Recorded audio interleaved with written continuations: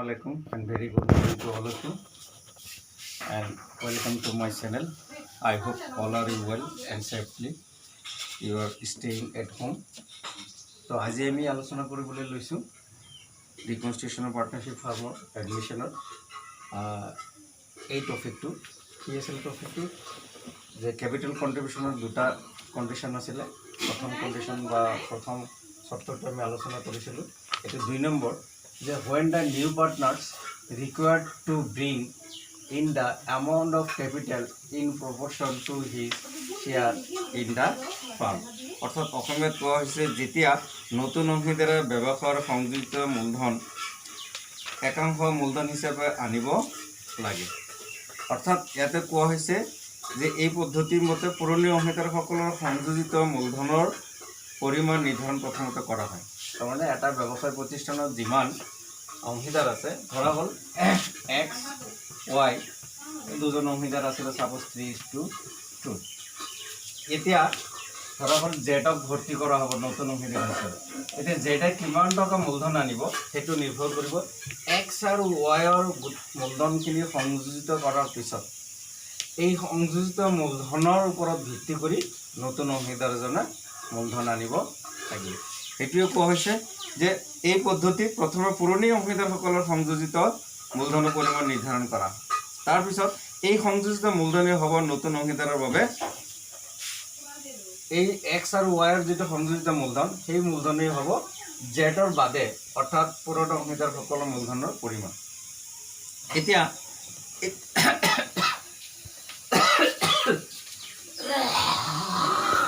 এইদৰে গোটেই ব্যৱসায় প্ৰতিষ্ঠানৰ মুঠ মূলধনৰ পৰিমাণ আৰু নতুন অংশীদাৰৰ মূলধনৰ পৰিমাণ নিৰ্ধাৰণ কৰা হয় অৰ্থাৎ x আৰু y ৰ সংযোজিত মূলধন নিৰ্ণয় কৰি ইয়াৰ ওপৰত ভিত্তি কৰি গোটেই ব্যৱসায় প্ৰতিষ্ঠানৰ মূলধনৰ পৰিমাণ নিৰ্ণয় কৰা হ'ব আৰু তাৰ পৰা পুৰণা অংশীদাৰসকলৰ সংযোজিত মূলধনৰ পৰিমাণটো বাদ দিলে যেটো থাকিব সেইটো হ'ব z ৰ কাৰণে মূলধনৰ পৰিমাণ আমি যেটো এটা উদাহৰণ লওঁ ধৰা হ'ল যে x y ৰ সংযোজিত মূলধন অৰ্থাৎ x y ৰ সংযোজিত মূলধন ধৰি লৈছো আমি 66000 তেওঁলোকৰ বছৰ আৰম্ভণিত আগবঢ়োৱা মূলধনৰ পৰিমাণ ৰেগুলেশন হওঁতে লাভৰ ভাগ ৰিজাৰ্ভৰ ভাগ বা দৰমহা কিবা আছিল কমিশন গোটেইখিনি মিলি পেলাই বা আহৰণ যদি কৰিছিল সেইখিনি বাদ দি 66000 এতিয়া জেড ভৰ্তি হ'ব ধৰি লৈছো ভৱিষ্যতে তেওঁ 4 ভাগৰ 1 অংশ লাভ পাব তো এই 4 ভাগৰ 1 অংশ লাভ জেডক দিয়া হ'ব এতিয়া এওঁলোকৰ সংযোজিত মূলধনৰ পৰিমাণ হ'ল 66000 এতিয়া এই সংযোজিত মূলধনটো ব্যৱসায়ৰ সৰ্বমুঠ মূলধনৰ পৰিমাণ কিমান হ'ব আমি সেইটো প্ৰথমতে নিৰ্ণয় কৰি ল'ব লাগিব তো সৰ্বমুঠ মূলধন আমি কেনেকৈ ওলাম জেড যেটোকে 4 ভাগৰ 1 অংশ ইয়াক সৰ্বমুঠ মূলধন ওলালে আমি এনেকৈ লিখিব পাৰিম যে 4/1 এইটো হ'ব ব্যৱসায়ৰ কাৰণে সৰ্বমুঠ মূলধন অৰ্থাৎ সৰ্বমুঠ মূলধন হলে কিমান হ'ব 4/6 24 4 7 2 আৰু 4/24 আৰু 2 26 হ'ব নেকি 2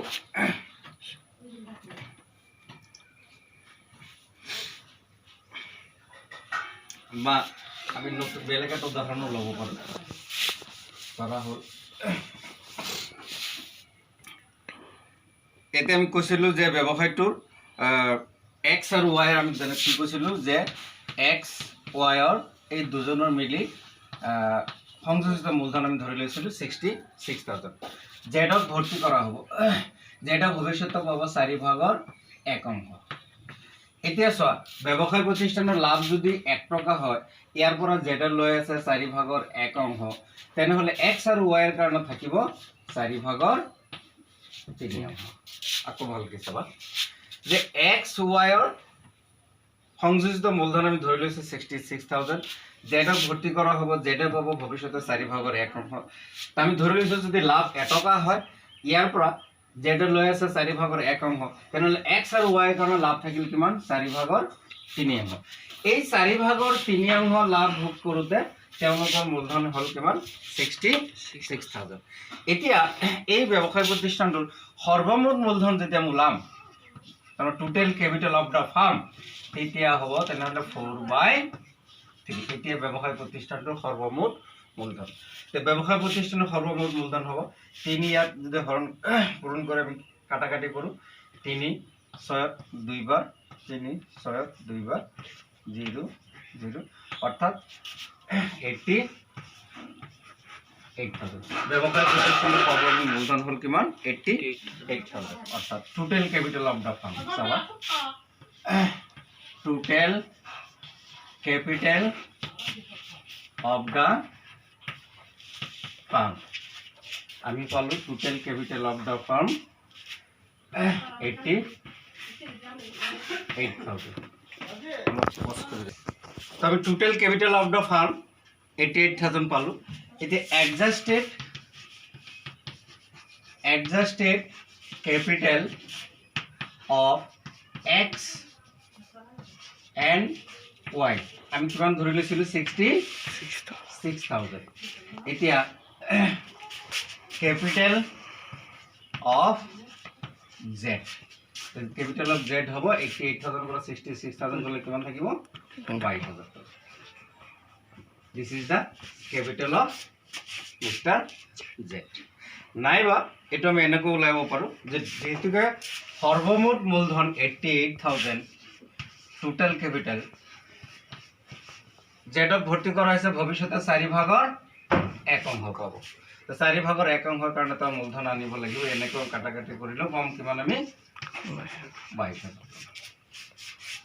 এইটো হৈছে আমাৰ সেকেন্ড মেথড এতিয়া when the new partners required to bring in the amount of capital in proportion to his share অর্থাৎ নতুন অংশীদারজনে ব্যৱসায় প্ৰতিষ্ঠানত ভৰ্তি হোৱাৰ পিছত তো কিমান শতাংশ লাভ ভোগ কৰিব কি অংশ লাভ ভোগ কৰিব সেই অনুপাতে তো মূলধন আনিব লাগিব আৰু সেইটোৰ কাৰণে আমি দেখা পালো যে নতুন অংশীদাৰে আমি এটা ধৰি লৈছিলো যে যেটা পাব 4 ভাগৰ 1 অংশ এই সংযোজিত মূলধনক আমি কি কৰিলো সৰ্বমুঠ মূলধনলৈ আমি ৰূপান্তৰ কৰিলো সংযোজিত মূলধন ৰূপান্তৰ কৰিলো আমি কি হলে সৰ্বমুঠ মূলধনলৈ এটা সৰ্বমুঠ মূলধনৰ পৰা সংযোজিত মূলধন পুৰণা অংশীদাৰৰ সংযোজিত মূলধন বাদ দিয়াৰ পিছত যেটো মূলধন থাকে সেইটো হৈছে নতুন অংশীদাৰৰ কাৰণে আনিব লগা মূলধনৰ পৰিমাণ তো আশা কৰো কনসেপ্টটো ক্লিয়াৰ হৈছে এটা আমি এটা ইলাস্ট্ৰেশন লম উদাহৰণ লম এক্সাম্পল লম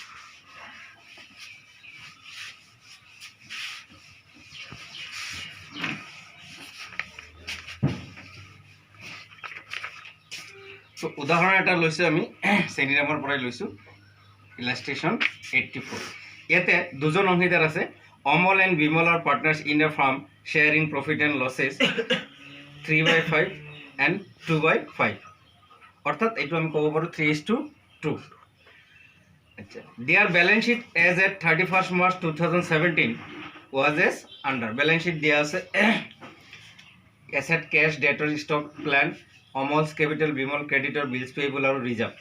On this date, Champok is admitted as a new partner on the following terms. Champok bhorti kora hoise. Key condition of a provision of 2.5% is to be raised against debtors. Debtors বিপরীতে ভবিষ্যৎ ব্যবস্থা রাখিব লাগিব 2.5%. Stock of কমিছে 15,000 টাকা. Plan অবক্ষয় হৈছে 10% আৰু Champok 5 ভাগৰ 1 অংশ লাভ ভোগ কৰাৰ কাৰণে খনাম আনিব লাগিব 10,000 টাকা হেতু কৈছে Champak is to get 1/5 share in the future profit of the firm and he is to introduce 10,000 as goodwill তাৰ লগত 10,000 টাকা খনাম আনিব লগা হৈছে আৰু 2/5 of the combined adjusted capital of the old partners by the way of his capital আৰু নতুন অংশীদাৰ অৰ্থাৎ চম্পকে সংযোজিত মূলধনৰ 5 ভাগৰ 2 অংশ আনিব লাগিব ব্যৱসায় প্ৰতিষ্ঠানটোৰ যিমান সংযোজিত মূলধন হ'ব তাৰ 5 ভাগৰ 2 ভাগ আনিব লাগিব তো প্ৰথমতে আমি ব্যৱসায় প্ৰতিষ্ঠানটোৰ যেটো উদ্ধৃত্ত পত্ৰ দিয়া আছে সেই উদ্ধৃত্ত পত্ৰৰ ওপৰত ভিত্তি কৰি আমি সম্পত্তিখিনিৰ সংকি কৰা হৈছে পুনৰ্মূল্যায়ন কৰা হৈছে মানে ৰিভ্যালুয়েশন কৰা হৈছে তাৰ বাবদ আমি প্ৰয়োজনীয় যাৱতীয় প্ৰৱৃষ্টি দিম সেইখিনি কৰোতে লাভ বা লোকসান হ'ব পাৰে সেইটো বাবদ আমি এন্ট্ৰি দিলাম তাৰ পিছত চম্পকে যিখিনি মূলধন আনিছে আৰু খনাম আনিছে সেই মূলধন আৰু খনামৰ বাবদ আমি এন্ট্ৰি দুটা দিম তো প্ৰথমতে আমি ব্যালেন্স শীটত চোৱা ৰিজাৰ্ভ আছে ব্যালেন্স শীটত লাইবিলিটি সাইডত রিজার্ভ আছে তো কিমান রিজার্ভ আছে দিয়া আছে রিজার্ভ আছে 60,000 তো রিজার্ভটো যেতিয়া ভগাই দিয়া হ'ব reserve account debit reserve account debit two দুজন পাৰ্টনাৰ আছিলে অমল আৰু Bimal Amal capital account Bimal capital account এই 60,000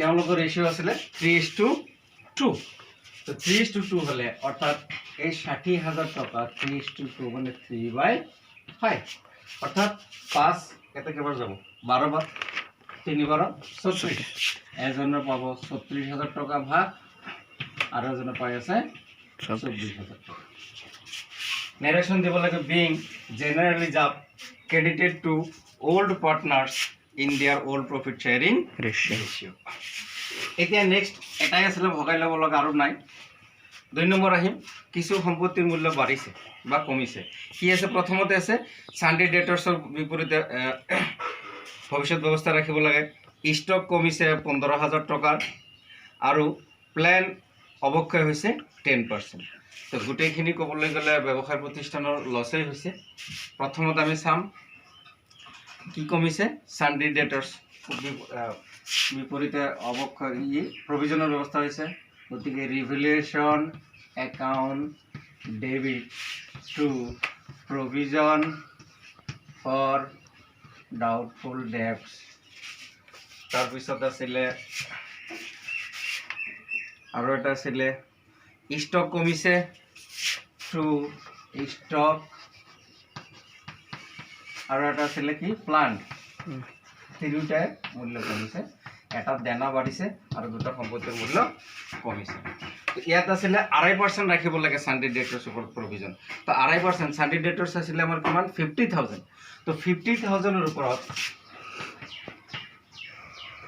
ইনটু 2.5% ভবিষ্যৎ ব্যৱস্থা আমি সিম্পলি ওলাম সব 10% হলে কিমান হলে হয় 5,000 5% হলে কিমান হলে হয় 2500 5% হলে কিমান হ'ব 2500 তেনেহলে 2.5% হলে কিমান হ'ব 1250 টাকা বস আমার ক্যালকুলেশন প্রয়োজন নহল 1250 স্টক কিমান টাকার মূল্য কমিছে লিখাই আছে 15,000 টাকার স্টক কমিছে 15,000 টাকা আর প্ল্যান অবক্ষয় হইছে 10% তো আমার প্ল্যান দিয়া আছে 75,000 তো 10% হলো 7,500 narration হবো being decrease in the value of assets and increase in the liability simply আমি এনেকৈ লিখিব পাৰো being decrease in the value of assets and increase the liability এটা আমি narration দিলো এতিয়া এখানে যোগ করা 7,000 আর 15,000 কিমান হবে 22,000 22 একে 23,000 23,750 টাকা হবে নাকি 23,750 23,750 এখানে আসলে এতিয়া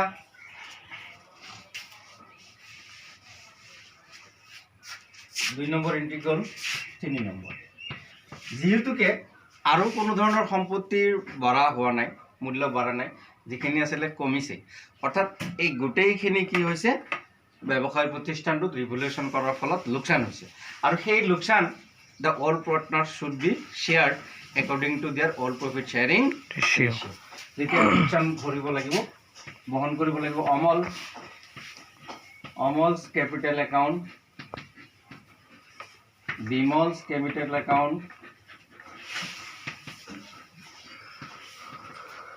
to revaluation account অর্থাৎ এই 23,750 টাকা 23,750 এখানে অ্যামাউন্ট বহন কৰিব লাগিব কোনে অমল আৰু বিমল তে এই তেওঁলোকে 3:2 মতে ভগাই ললে এজনৰ ভাগত পৰিব 14,250 টাকা আমাৰ ভাগত পৰিব 14,250 টাকা এওঁৰ ভাগত পৰিব 9,500 14 9 23,750 50 টকা। এতিয়া চোৱা আমি প্ৰথমতে কি কৰিলো, প্ৰথমতে বেলেন্স शीटত থকা ৰিজাৰ্ভ থাকক, profit and loss account credit balance থাকক বা ডেবিট বেলেন্স থাকক বা কোনো ফিক্টিচিয়াছ এছেট থাকক, সেইখিনি প্ৰথমতে পুৰণা অংশীদাৰসকলৰ মাজত পুৰণা লাভ লোকচান অনুপাত মতে ভগাই দিব লাগে। If there is any information relating to reserve fund, profit and loss account or any fictitious assets, that should be distributed amongst the all partners, and then thereafter we should revalue the assets and liabilities. আৰু তাৰ পিছত যদি সম্পত্তি পুনৰ্মূল্যায়ন হৈছে বা দেনা পুনৰ্মূল্যায়ন হৈছে তাৰ বাবদ প্ৰয়োজনীয় জাবেদা প্ৰৱৰ্তি we have to pass দিলো। সেইখিনি জাবেদা প্ৰৱৰ্তি দিওঁতে লাভো হ'ব পাৰে, লোকচানো হ'ব পাৰে। লাভ হওক বা লোকচান হওক, this amount also should be distributed amongst the all partners in their all profit sharing ratio. তাৰ পিছত next entry হ'ব when the new partner is admitted, and whatever the amount brought by the new partners, that should be recorded. এতিয়া নতুন অংশীদাৰ জেডৰ মূলধনৰ বাবদ কিমান আনিছে, বেংক একাউণ্ট ডেবিট যেটা আনিছে মূলধনৰ বাবদ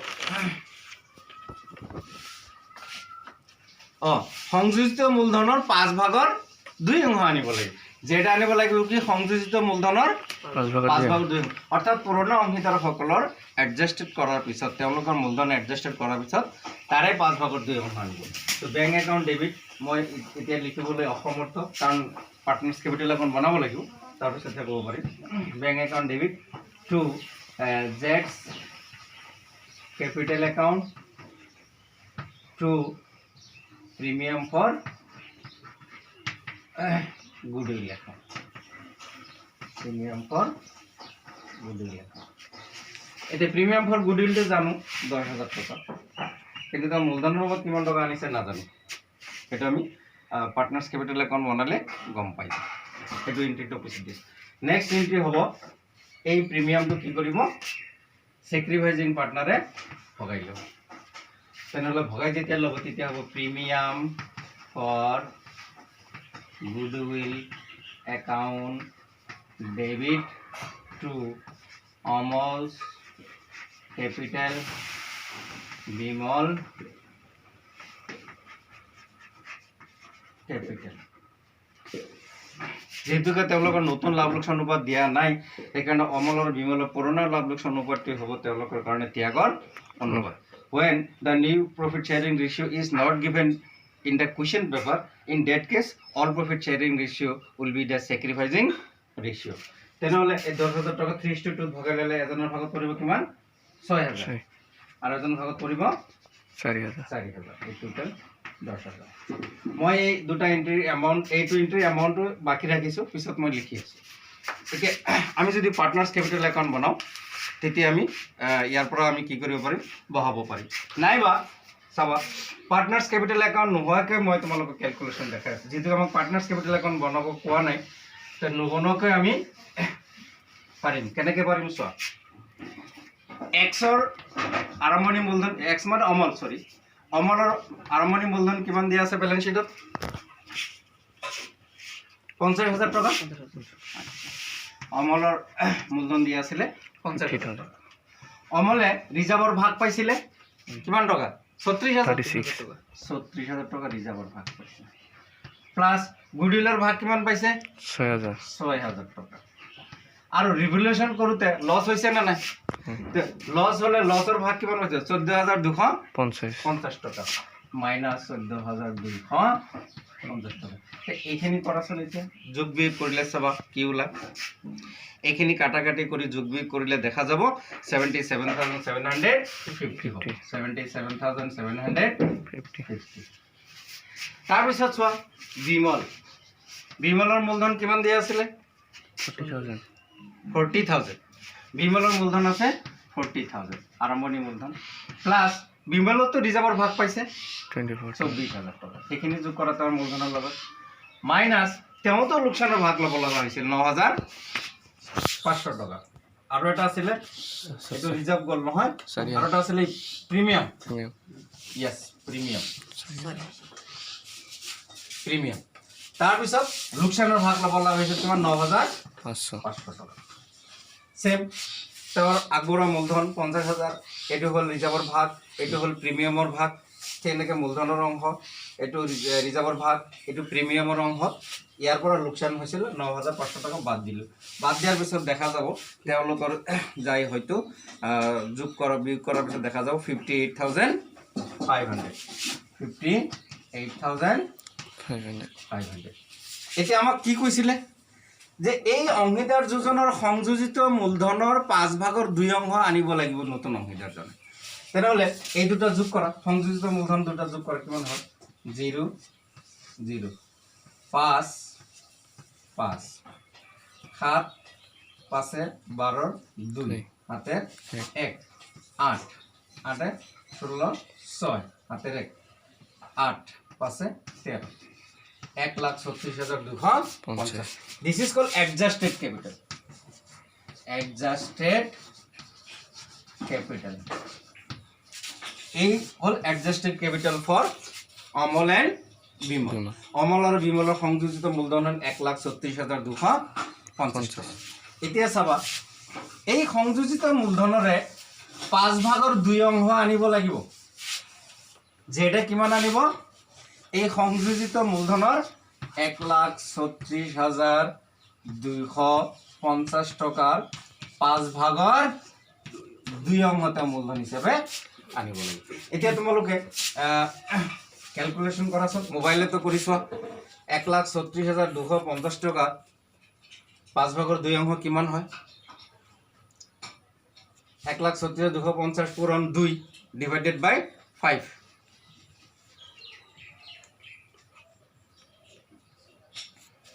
কিমান ওলাইছে? 54,500। অৰ্থাৎ জেডৰ মূলধন আনিব লাগিব 54,500। হল সংযোজিত মূলধনৰ 5/2 অংশ। অৰ্থাৎ এও চোৱা জেডৰ মূলধনৰ পৰা আনিব লগা হল কিমান 54,500। তেনেহলে 54 আৰু 10 কিমান হল 64,500। হল আমাৰ জাৰ্নালিটো কমপ্লিট হৈ গল। এতিয়া আমাক কৈছে ব্যালেন্স শীট প্ৰস্তুত কৰিব লাগে। এতিয়া ব্যালেন্স শীটটো মই দেখাই দিছো একদম কম সময়ৰ ভিতৰত। এইটো ধৰা ব্যালেন্স শীট।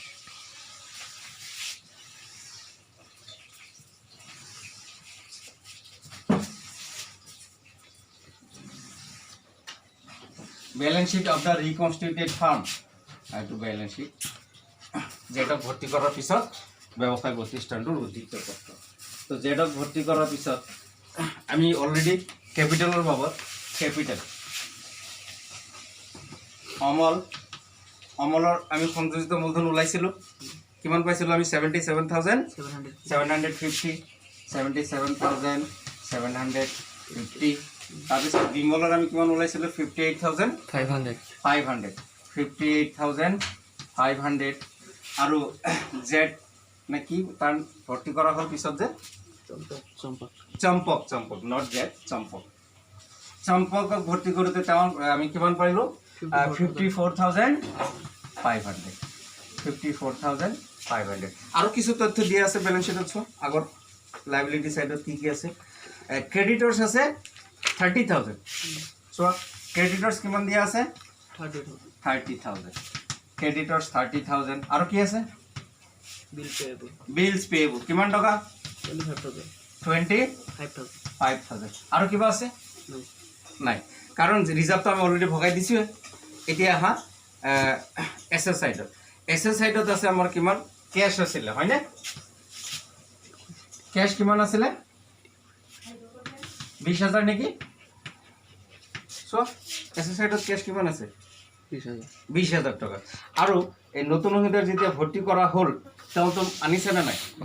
আচ্ছা গতিকে সেইটো যদি আমি ধৰি লৈছো বেংকত জমা আছে তেওঁ কিমান টকা আনিছিলে? মূলধনৰ বাবদ আনিছিলে 54,500, প্ৰিমিয়াম বাবদ আনিছিলে 10,000, টোটেল 64,500। আৰু কি আছিলে এসেটছত কোৱা? ডেটৰ্স আছিলে। ডেটৰ্স কিমান আছিল 50,000 আৰু 50,000 আৰু প্ৰভিজন আছে 50,000 লেস প্ৰভিজন আছিলে কিমান 1250 নাকি 1250 বাদ দিলে কিমান থাকিব 1000 বাদ দিলে 48,750 নেকি? হয় 48,750 50 আৰু কি আছিল plant প্লান্টৰ কিমান 67,500 আছিলে কিমান sir direct দিয়া আছে নাই না বেলেঞ্চ শিটত চোৱা মেচিনাৰী ফাৰ্নিচাৰ প্লান্ট ক'ত আছে ইয়াতে না কোনটো চাই আছো মই plant আছে ডেটৰ্স গ'ল হয় ষ্টক লিখিছো নাই sir নাই আগতে প্লান্ট কৈছা হয় আচ্ছা প্লান্টৰ পিছত আছে আগতে কি আছে Stock. ষ্টক কিমান কমিছে 45,000 আছিলে কিমান বেলেঞ্চ শিটত ষ্টক কিমান আছিলে 60,000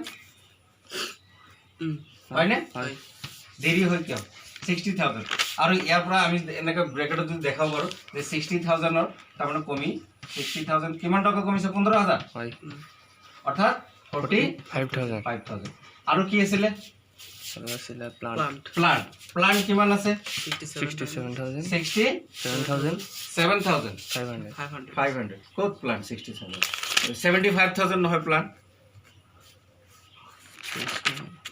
উল্টা পাল্টা কৈ আছা তোমালোকে sir ইয়াত balance sheet তো 66 নাই নাই পুৰণা বেলেঞ্চ শ্বীট তোমালোকে চাব দিছে 75,000 তো প্লান্ট 75,000 ইয়াৰ পৰা কি হৈছিলে প্লান্টৰ মূল্য কমিছিলে নে নাই হয়। কিমান পাৰ্চেণ্ট কমিছিল 10% 10% কিমান আছিল 7,500 500 টকা তেনেহ'লে 7,000 টকা 75,000 পৰা 7,500 টকা বাদিলে কিমান থাকিব 7,500 67,500 আৰু তো নাই নাই sir এতিয়া যোগ কৰা এই দুটা পক্ষ যোগ কৰিলে সদায় সমান হ'ব লাগে তেনেহ'লে এই দুটা পক্ষ যোগ কৰি আমি কিমান পাম দেখা গৈছে 2,45,750 2,45,750 this is the reconstructed balance sheet অর্থাৎ চম্পক ভর্তি হওয়ার পিছত এতিয়া নতুন অংশীদাৰী ব্যৱসায় প্ৰতিষ্ঠানৰ উদ্বৃত্ত পত্ৰ